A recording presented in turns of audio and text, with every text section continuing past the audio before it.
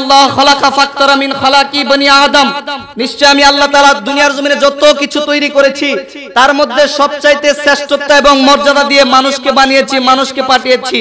আজকে আমরা মানুষ হয়েছি, আজকে আমাদের মধ্যে শ্রেষ্ঠত্ব আল্লাহ দিয়েছেন, শ্রেষ্ঠ নবী পেয়েছি, শ্রেষ্ঠ কিতাব পেয়েছি, শ্রেষ্ঠ মানুষ হয়েছি, কিন্তু আমাদের মধ্যে মনুষ্যত্ব বলতে কিছু নাই। এটা হওয়ার কথা ছিল, মুসলমান হিসেবে এটা আমাদের হওয়ার কথা ছিল না। মনে রাখবেন, এই দুনিয়াটা ক্ষণস্থায়ী জিন্দেগি, একদিন দুনিয়া ছেড়ে চলে যেতে হবে। একদিন আপনার ঘরের মধ্যে মৃত্যু আসবে। যখন আপনার ঘরের মধ্যে মৃত্যু আসবে তখন আপনাকে বাঁচানোর মতো কেউ থাকবে না, তখন আপনাকে বাঁচাতে কেউ আসবে না। যখন আজরাইল আপনার রূহটা বের করে নিয়ে যাবে তখন আপনার চতুর্পাশে আপনার ছেলে কাঁদবে, আপনার মেয়ে কাঁদবে, আপনার আত্মীয় স্বজন কাঁদবে, আপনার পরিবারের লোক কাঁদবে, আপনার আত্মীয় স্বজন চতুর্পাশে বসে থাকবে, কিন্তু কেউ আপনাকে বাঁচাতে পারবে না।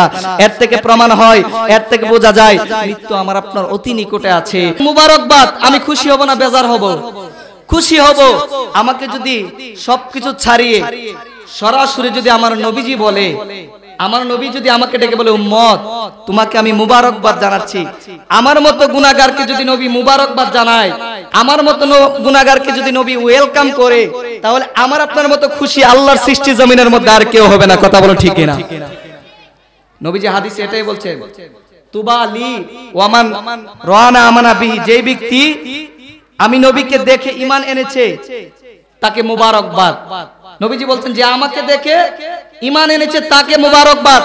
এরপরে হাদিসের শেষ অংশে নবীজি বলছেন ওয়া তুবা সাবাতা মাররাতিন আমানা বিহি, আর যেই ব্যক্তি আমি নবীকে না দেখে ঈমান এনেছে, আমি নবীকে বিশ্বাস করেছে, ধর্মের পথ আঁকড়ে ধরেছে, ধর্মকে অনুসরণ করেছে, ধর্মকে মেনেছে, তার জন্য আমি নবীর পক্ষ থেকে 7 বার মুবারকবাদ। সুবহানাল্লাহ। তাহলে যারা নবীকে দেখেছে সাহাবায়ে কেরাম, নবীজি তাদেরকে একবার মুবারকবাদ দিয়েছেন। আমরা যারা গুনাহগার উম্মত আছি, নবীর পাগল উম্মতরা, পাগল উম্মতদেরকে নবীজি 7 বার মুবারকবাদ জানিয়েছেন। সুবহানাল্লাহ। সেই শ্রেষ্ঠ নবী আমরা পেয়েছি, শ্রেষ্ঠত্বের অধিকারী আল্লাহ তাআলা নবীকে করেছেন। আল্লাহ তাআলা কুরআনুল কারীমের মধ্যে বলছেন বিসমিল্লাহির রহমানির রহিম, তিলকার রাসূলু ফাদ্দালনা বা'দুহুম আলা বা'দ।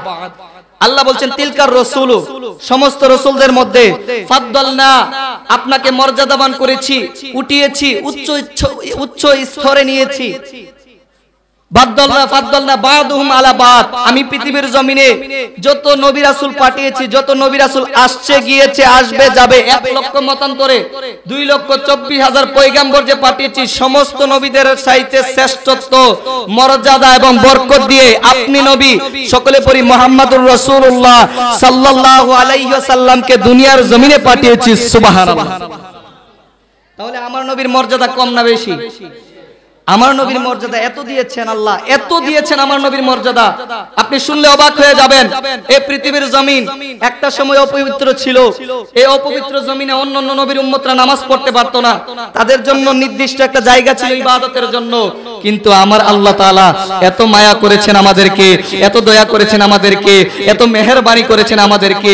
আমার নবীকে যেই দিন 570 খ্রিস্টাব্দে মা আমেনার ঘরের মধ্যে পাঠালেন, ওই দিন থেকে এই নাপাক জমিনকে আমার আল্লাহ তাআলা আমাদের জন্য এক টুকরা মসজিদ বানিয়ে দিয়েছেন। সুবহানাল্লাহ।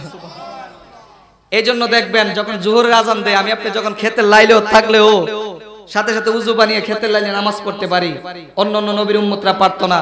আবু দাউদ শরীফের হাদিসের মধ্যে নবীজি বলছেন ওয়াজুইলাত লিয়াল আরদা মাসজিদান তাহুরা, আমি নবীর আগমনের কারণে, নবীর মাধ্যমে আল্লাহ এই নাপাক জমিনকে পবিত্র করেছেন। শুধু এখানে শেষ নয়, শায়ের বলছেন মসজিদে উ সুদহামা রু এ জমি, এই রু এ জমিন একদিন নাপাক ছিল, নাপাক জমিনকে আল্লাহ তাআলা নবীজির কদম যেই দিন লেগেছে, ওই দিন থেকে আমার উম্মতের জন্য এক টুকরা মসজিদ বানিয়ে দিয়েছেন। আমার উম্মত যেখানে নামাজের সময় হবে, যেখানে নামাজ পড়ার সময় হয়ে যাবে, আমার উম্মত সেই জায়গার মধ্যে দাঁড়িয়ে দাঁড়িয়ে আল্লাহর শুকরিয়া আদায় করতে পারবে, নামাজ পড়তে পারবে। সুবহানাল্লাহ। এই মর্যাদা নবীকে আল্লাহ তাআলা দিয়েছেন।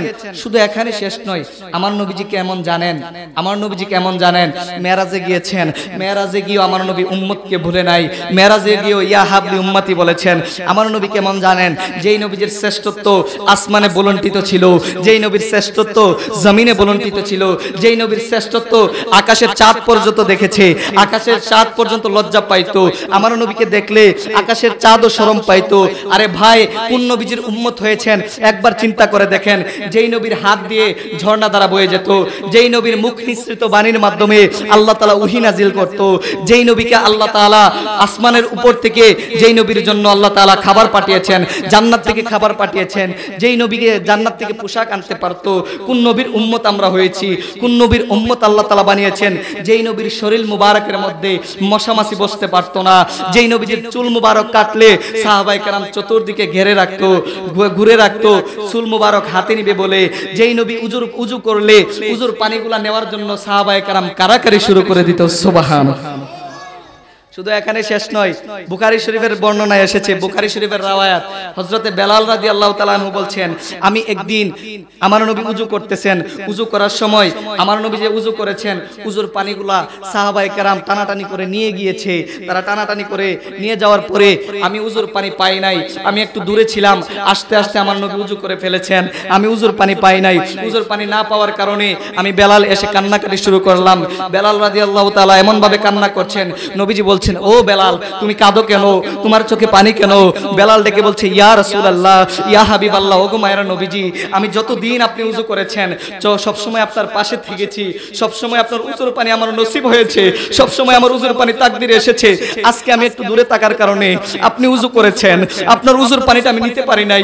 ইয়া রাসূলুল্লাহ, আপনার রহমত থেকে, বরকত থেকে তো আমি বঞ্চিত হয়ে গেলাম, আজকে উজুর পানি নিতে পারি নাই। যখন উনি এইরকম ভাবে কান্না করছেন, পাশে একজন সাহাবী ছিল, সেই সাহাবী বলছেন, আমি নবীর উজুর পানি পেয়েছি, তুমি বেলাল যদি চাও আমার হাত থেকে নবীর উজু পানি নিতে পারো। সুবহানাল্লাহ। যেই নবীর উজুর পানিও ছিল শেফা, আমার আপনার উজুর পানি নাপাক, আমার আপনার উজুর পানি নাপাক, কিন্তু আমার নবীর উজুর পানিও ছিল শেফা। হযরতে বেলাল বলছেন, আমি যখন উজুর পানি পাই নাই, আরেকজন সাহাবীর হাত থেকে উজুর পানি নিলাম, সেই উজুর পানি নিয়ে আমার হাতের মধ্যে মাখলাম, হাতের মধ্যে মালিশ করে আমার মুখের মধ্যে মালিশ করলাম, মুখের মধ্যে মালিশ করে আমি আমার শরীরের মধ্যে আমার নবীর উজুর পানিকে মালিশ করে দিলাম। সুবহানাল্লাহ। এর থেকে বোঝা যায় আমার নবীর শ্রেষ্ঠত্ব, বরকত এমন ছিল, আমার নবীর মর্যাদা এমন ছিল, আমার নবীর বরকত আল্লাহ তাআলা এমন ভাবে রেখেছেন। আমার নবী যখন যুদ্ধের ময়দানে যেতেন, যুদ্ধের ময়দানে সাহাবায়ে কেরাম পানি না পাইলে আমার নবীর হাত মুবারক দিয়ে পানি আসতো। নারায়ে তাকবীর, নারায়ে রিসালাত, আহলে সুন্নাত ওয়াল জামাত। প্রধান আকর্ষণের আগমন, প্রধান আকর্ষণের আগমন। এই মাহফিলের পক্ষ থেকে, এই মাহফিলের পক্ষ থেকে সকলে বলি মারহাবা। আমাদের মাহফিলের এই চারটা নিতে পারবেন?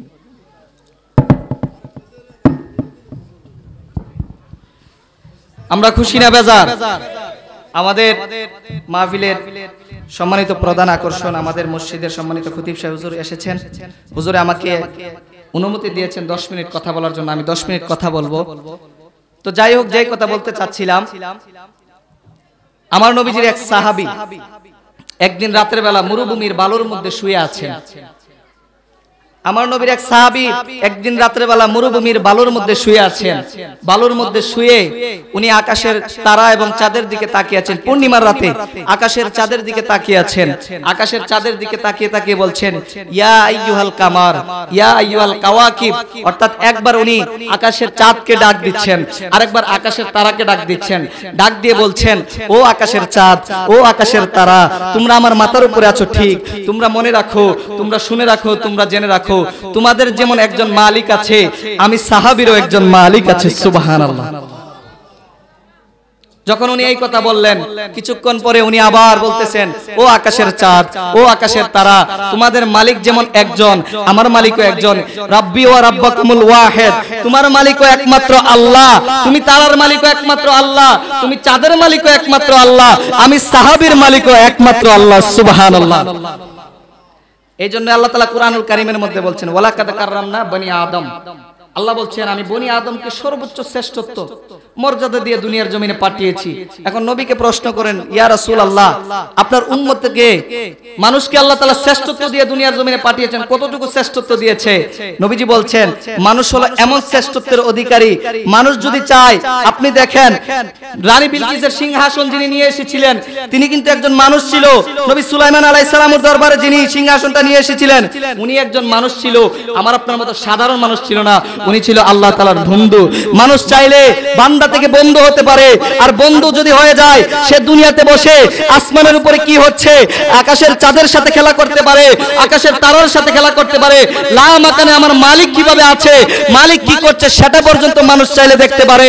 এই মর্যাদায় শ্রেষ্ঠত্ব আমার আল্লাহ তাআলা মানুষকে দান করে দিয়েছেন। সুবহানাল্লাহ।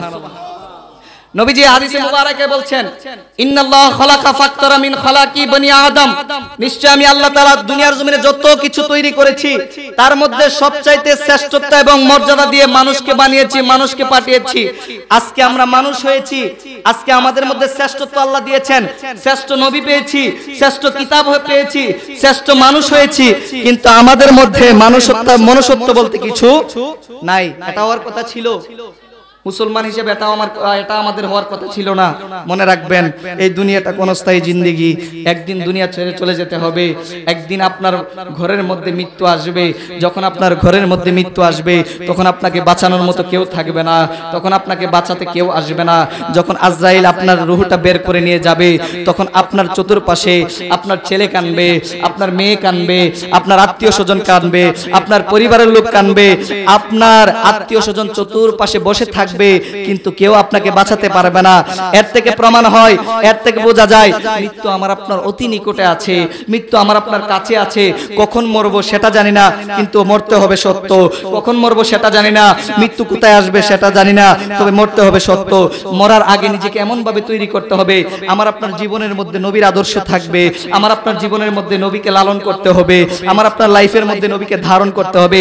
আমি আপনি যদি নবীকে লালন এবং ধারণ করতে পারি, নবীজি হাসরের মাঠে আমাকে আপনাকে শাফায়াতের ব্যবস্থা করে দিবেন, আরশের নিচে ছায়ার ব্যবস্থা করে দিবেন, আরশের নিচে ছায়ার ব্যবস্থা করে দিয়ে আমাকে আপনাকে জান্নাত দিয়ে দিবেন। এই জন্য আল্লামা ইকবাল দারুণ ভাবে বলছেন, আল্লামা ইকবাল আমাদেরকে জানিয়ে দিতে চাচ্ছেন, আল্লামা ইকবাল আমাদেরকে বুঝাচ্ছেন, ও দুনিয়ার মানুষ তোমরা জেনে রাখো ইস সিজদা কা তৌফিক আতা ফরমা, জমিন কা বল উঠে জমিন কা রাখস হো, এমন সেজদা দাও, এমন সেজদা তৈরি করো নিজের মধ্যে যাতে করে তুমি জমিনে সেজদা দিলে জমিনটা যাতে বলে উঠে যে আল্লাহ তোমার এমন একটা বান্দা আমার উপরে সেজদা দিয়েছে, এই সেজদার উসিলায় তার 70 বছরের গুনাহ, 80 বছরের গুনাহ, 100 বছরের গুনাহ, তার জিন্দেগীর সমস্ত গুনাহকে তুমি মাফ করে দাও। সুবহানাল্লাহ। এই জন্যই মাওলানা রুমি মসনবী শরীফের মধ্যে বলছেন কত সুন্দর করে, মুস্তাফা আইনা জাল খুদা আস্ত, মুস্তাফা আইনা জাল খুদা আস্ত। মুস্তাফা নবী হলো এমন একজন নবী, এমন একজন নবী, এমন একজন মেহবুব যার চেহারার মধ্যে আমার আল্লাহর সৌরত বেশে ওঠে। যেই ব্যক্তি আমার নবীকে দেখবে সে আমার আল্লাহকে দেখবে, যেই নবী আমার নবীকে দেখবে সে আমার আল্লাহকে দেখবে, যেই নবী আমার নবীর সামনে বসবে, যেই মানুষ আমার নবীর সামনে বসবে সে আমার আল্লাহর সামনে বসবে। এই জন্য মসনবী শরীফের মধ্যে এসেছে নবী হলো আল্লাহ দেখার আয়না। আপনি যদি আল্লাহ দেখতে চান তো নবী লাগবে, নবী ছাড়া আল্লাহ দেখা সম্ভব না। নবী পর্যন্ত পৌঁছাতে গেলে আল্লাহ লাগবে, আল্লাহ পর্যন্ত পৌঁছানো যায় না। আল্লাহ পর্যন্ত যদি আপনি পৌঁছাতে যান সরাসরি মুনাফিকি হবে, কারণ আল্লাহ বলছেন উসিলা তালাশ করার জন্য। আর উম্মতে মুহাম্মদী হিসাবে আমি আপনি গুনাহগার হিসাবে আমার আপনার একমাত্র উসিলা হলো আমার আপনার আকা, আমার আপনার মনিব, আমার আপনার মাওলা, আমার আপনার নবী, নবী মুহাম্মদুর রাসূলুল্লাহ সাল্লাল্লাহু আলাইহি ওয়াসাল্লাম। জোরে সুরে বলি সুবহানাল্লাহ। এই জন্য শায়ের বলছেন আল্লাহ ও গো আল্লাহ ক্ষমা করে দাও, মাফ করে দাও আল্লাহ ও গো আল্লাহ ক্ষমা করে দাও, মাফ করে দাও। বলেন না ক্ষমা করে। চিনতে পারিনি খোদা গোটা জীবন, তোমাকে চেনার আগে দিও না মরণ। চিনতে পারিনি খোদা গোটা জীবন, তোমাকে চেনার আগে দিও না মরণ, তোমাকে চেনার তোরে হেদায়েত দাও, তোমাকে চেনার তোরে মসজিদ নাও, রাস্তা দেখাও, রাস্তা দেখাও আল্লাহ। সবাই ও গো ক্ষমা করে দাও, মাফ করে দাও আল্লাহ, ও গো আল্লাহ ক্ষমা করে দাও। শহীদের রক্তে ভিজেছে জমিন, প্রতিষ্ঠিত হবে আল্লাহর দিন। ফিলিস্তিনে আজ ভিজেছে জমিন, প্রতিষ্ঠিত হবে আল্লাহর দিন। তাদের পথে আমাকে চালাও, তাদের পথে আমাকে চালাও, হেদায়াতে দাও, রাস্তা দেখাও আল্লাহ। ও গো মাশাআল্লাহ ক্ষমা করে দাও, মাফ করে দাও, ক্ষমা করে দাও। সকলে বলি মারহাবা। সম্মানিত উপস্থিতি, আলোচনা শেষ, 2 মিনিটের ভিতরে আমি শেষ করে দিচ্ছি। হুজুর খাজা মঈনুদ্দিন চিশতি বলছেন, সারদাত নাজাদে দস্তেদার ইয়াজিদ হাক্কাকে বেনা লা ইলাহা ইল্লাল্লাহ। হুজুর খাজা মঈনুদ্দিন চিশতি বলছেন, আমাকে যদি প্রশ্ন করা হয়, আমাকে যদি জিজ্ঞেস করা হয় যে আল্লাহর সৃষ্টি জমিনের মধ্যে কালিমার দামান কে উঁচু করে রাখলো, কালিমাকে কে বাঁচিয়ে রাখলো, কালিমাকে কে ধরে রাখলো, আমাদের কাছে ইসলামের দাওয়াত কে পৌঁছালো, আমি এক কথায় বলবো সারদাত কারবালার প্রান্তরে ইমাম হুসাইন সার মুবারক দিয়েছে নাজাদে দস্তেদার ইয়াজিদ, কিন্তু ইয়াজিদের হাতে হাত দেয় নাই। হাক্কাকে বেনা লা ইলাহা ইল্লাল্লাহ। আমাকে যদি প্রশ্ন করা হয়, আমি খাজা মঈনুদ্দিনের কাছে যদি জানতে চাওয়া হয়, আমি খাজা মঈনুদ্দিনকে যদি প্রশ্ন করা হয়, আমি খাজা মঈনুদ্দিনকে যদি জিজ্ঞেস করা হয় যে আল্লাহর দুনিয়াতে ইসলামকে কে বাঁচিয়ে রাখলো, ইসলামকে কে জিন্দা করলো, ইসলামের পতাকাকে কে উত্তোলন করলো, আমি এক বাক্যে উত্তর দেব, তিনি আর কেউ নাই, তিনি হলো আমার নবীর আওলাদ ইমাম হুসাইন রাদিয়াল্লাহু তাআলা আনহু। সুবহানাল্লাহ। এই জন্য আলী জাওহার বলছেন, ইসলাম জিন্দা হোতা है हर কারবালা কি বাত, ইসলাম জিন্দা হয়েছে কারবালার মাধ্যমে। শুধু এখানেই শেষ নয়, আলী জাওহার বলছেন যে ইসলামের ইতিহাস থেকে কারবালার প্রান্তরে ইমাম হুসাইনকে কতল করে ইমাম হুসাইনের নাম ইসলাম থেকে মুছে দিতে চেয়েছিল, ইমাম হুসাইনের নাম দুলিশাত করে দিতে চেয়েছিল, কিন্তু না না না, ইজিদ পারে নাই, এজিদ পারে নাই, এজিদ বরংস দুনিয়া থেকে বিতাড়িত হয়েছে। এজিদের নাম আর কেউ নাই, কিন্তু আমার নবীর আওলাদ ইমাম হুসাইনের নাম আমাদের প্রত্যেকের ঘরে ঘরে আছে। কথা বলুন ঠিক কিনা? ইমাম হুসাইন কিয়ামত পর্যন্ত থাকবে, এখনো আছে, কিয়ামত পর্যন্ত থাকবে। এজিদের নাম কেউ নেই না। এর থেকে প্রমাণ হয় ইসলাম সত্য, ইসলাম জীবিত, ইসলাম প্রতিষ্ঠিত। ইসলামের বিরোধিতা করলে আপনি কখনোই দুনিয়ার মধ্যে টিকে থাকতে পারবেন। মহান আল্লাহ তাআলা আমাদের সকলকে আমার আল্লাহ তাআলা কবুল করে নেন। সকলে পড়ুন আমিন।